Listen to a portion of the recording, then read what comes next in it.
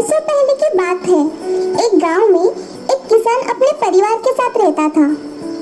वो किसान बहुत मेहनती था, पर उसका बेटा बहुत आलसी और कामचोर था। माँ, मुझे भूख लगी है, कुछ खाने को दे दो। खाने को कुछ नहीं है, खेत में जाओ और पापा की मदद कर, इससे थोड़े पैसे और मिलेंगे।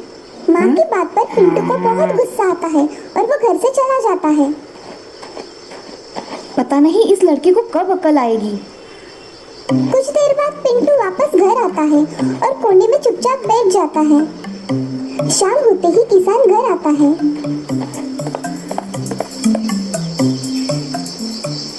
पिंटू, तुमने खाना खाया? नहीं पिताजी, आज माँ ने मुझे कुछ भी नहीं दिया खाने को। अरे ऐसा क्यों किया तुमने? बच्चा सुबह से भूखा है, चलो उसे खाना परसो। कोई जरूरत नहीं, बाकी काम ही क्या है उसको, सिर्फ खाने का और सोने का। कुछ काम भी करने को बोलो, और भला कितने दिन यूं ही बैठकर खाएगा। ये बात सुन किसान बहुत दुखी हो जाता है और अपने बेटे को समझाता है। फिर भी पिंटू पापा की बात नहीं मानता और खाना खाकर सो जाता है। अगले दिन किसान रोज की तरह खेत जाने निकलता है। अरे सुनो, जाते वक्त पिंटू को भी साथ लेके जाना। ठीक है। पिंटू, क्या हुआ पापा? चलो आज तुम मेरे साथ खेत में चलो, मैं तुम्हें खेती का काम सिखाता हूँ। क्या खेती? नहीं पापा, मुझे सोना है, मैं फिर कभी आऊँगा। बेचारा किसान अकेले ही खेत में जाता है।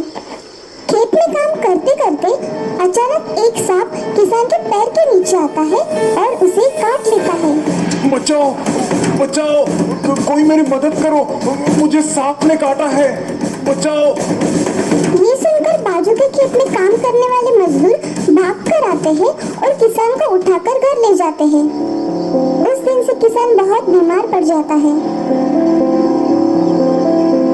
पिंटू, अभी भी कुछ काम धंधा कर लो, घर में बचे कुछ जो पैसे हैं वो भी खत्म हो जाएंगे।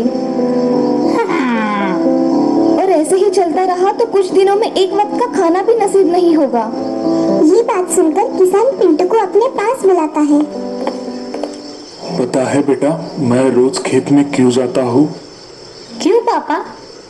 मेरे पिताजी ने अपने खेत में एक खजाना छुपा के रखा है। हाँ? जो मुझे आज तक नहीं मिला। अगर तुम खेत में जाओ तो शायद वो खजाना तुम्हें मिल जाए। क्या खजाना? हाँ बेटा, खजाना।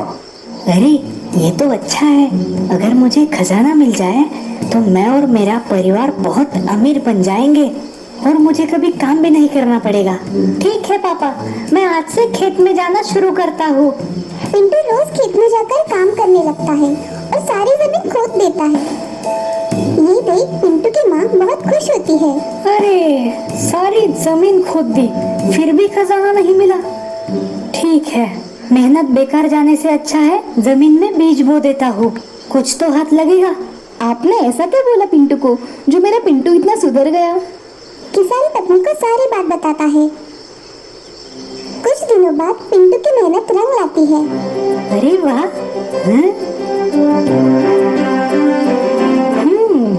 खजाना तो नहीं मिला, लेकिन फसल अच्छी होगी है।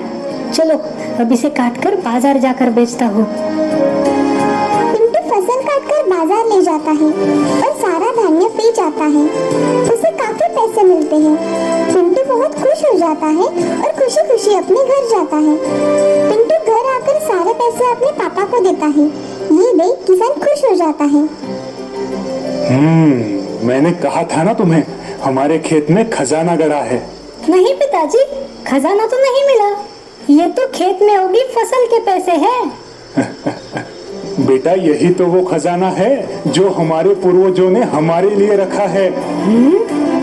किसान की ये बात सुनकर पिंटू को असली खजाने की पहचान हो जाती है। वो रोज खेत में जाकर बहुत मेहनत करने लगता है।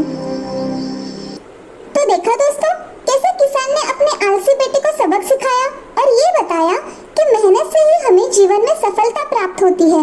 तो दोस्तों, इस कहानी से हमें ये सीख मिलती है कि आलस इंसान का सबसे बड़ा दुश्मन है। हमें आलस नहीं करना चाहिए।